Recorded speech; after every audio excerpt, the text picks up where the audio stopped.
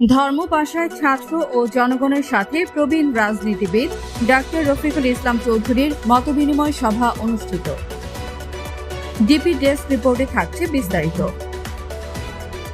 সুনামগঞ্জের ধর্মপাশায় বৈষম্য বিরোধী ছাত্র সহ স্থানীয় জনগণের সাথে মতবিনিময় সভা করেছেন প্রবীণ রাজনীতিবিদ ও বিশিষ্ট সমাজসেবক অধ্যাপক ডাক্তার রফিকুল ইসলাম চৌধুরী।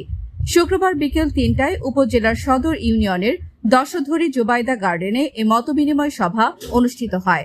এতে প্রধান অতিথি হিসেবে উপস্থিত ছিলেন অধ্যাপক ডাক্তার রফিকুল ইসলাম চৌধুরী। সভায় মুফতি মোবারক হোসেনের পরিচালনায় বক্তব্য দেন উপজেলা জামায়াত ইসলামের আমির মোহাম্মদ বুরহান উদ্দিন, বীর মুক্তিযোদ্ধা ইউনুস আলী, উপজেলা কৃষক দলের সাবেক সভাপতি আওলাদ হোসেন তালুকদার, উপজেলা জমিয়তে উলামায়ে ইসলামের সাবেক সভাপতি মাওলানা আজিজুল ইসলাম হাকিমি, মুফতি মহসিন উদ্দিন, ফজলুল হক, আব্দুস সালাম, মোফাজ্জল হোসেন সবুজ, আব্দুল কায়ুম আলী নূর, সুহেল তালুকদার, শাকিল, মোহাম্মদ জিহান আহমেদ, আরিফ বাঙালি প্রমুখ। অধ্যাপক ডাক্তার রফিকুল ইসলাম চৌধুরী তার বক্তব্যে দেশ পরিচালনায় অন্তর্বর্তীকালীন সরকারকে সহযোগিতা করার জন্য সকলের করণীয় শীর্ষক 7টি প্রস্তাব পেশ করেন। বন্ধুগণ, এই মুহূর্তে আমাদের করণীয় কি? এই মুহূর্তে আমাদের কতগুলো কাজ আছে।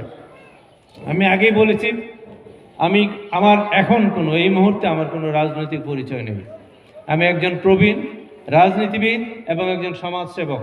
আমি আমার এলাকার মানুষের চেতনাকে সমৃদ্ধ করার জন্য, চেতনাকে বাড়ানোর জন্য আমি কাজ করছি। আমি মনে করি এই মুহূর্তে আমাদের কতগুলো কাজ করা দরকার। এক, বৈষম্য বিরোধী ছাত্র জনগণের আন্দোলনের মাধ্যমে বাংলাদেশ এখন নতুনভাবে স্বাধীন হয়েছে। সমগ্র দেশবাসী ৭১ সালের মতো আজ ঐক্যবদ্ধ। সমস্ত রাজনৈতিক দল আজকে ঐক্যবদ্ধ, একমাত্র স্বৈরাচারী রাজনৈতিক দল ছাড়া। জাতীয় ঐক্যকে সুদৃঢ় করতে হবে, যাতে আমাদের স্বাধীনতা সার্বভৌমত্বকে কেউ যেন আঘাত করতে না পারে।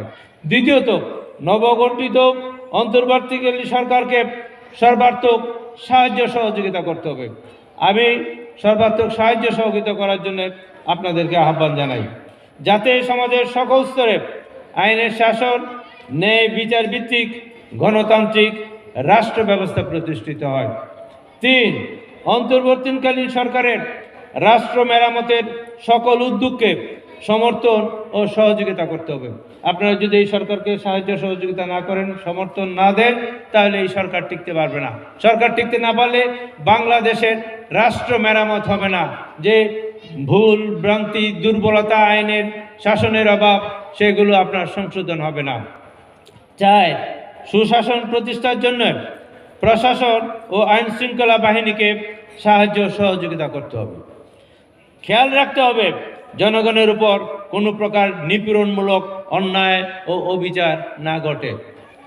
৫, ঘুষ, দুর্নীতি, সন্ত্রাসী ও চাঁদাবাজি প্রতিরোধে আইন শৃঙ্খলা বাহিনীর কাছে অপরাধীকে হস্তান্তরের মাধ্যমে বিচারের ব্যবস্থা করতে হবে।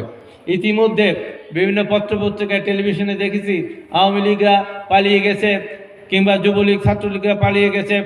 অন্য একটি রাজনৈতিক দল তাদের ব্যবসা প্রতিষ্ঠান এগুলো দখল করা শুরু করে দিয়েছে। আমরা এক স্বৈরাচারের বিরুদ্ধে আর এক স্বৈরাচার আমরা আনতে চাই না। আমরা একটা গণতান্ত্রিক রাষ্ট্র ব্যবস্থা কায়েম করতে চাই। ৬, সাম্প্রদায়িক সম্প্রীতি বজায় রাখতে হবে। সংখ্যালঘুদের ঘর বাড়ি, ব্যবসা ও ধর্মীয় প্রতিষ্ঠানে কোনো প্রকার আক্রমণ, নির্যাতন না হয় তার ব্যবস্থা করতে হবে।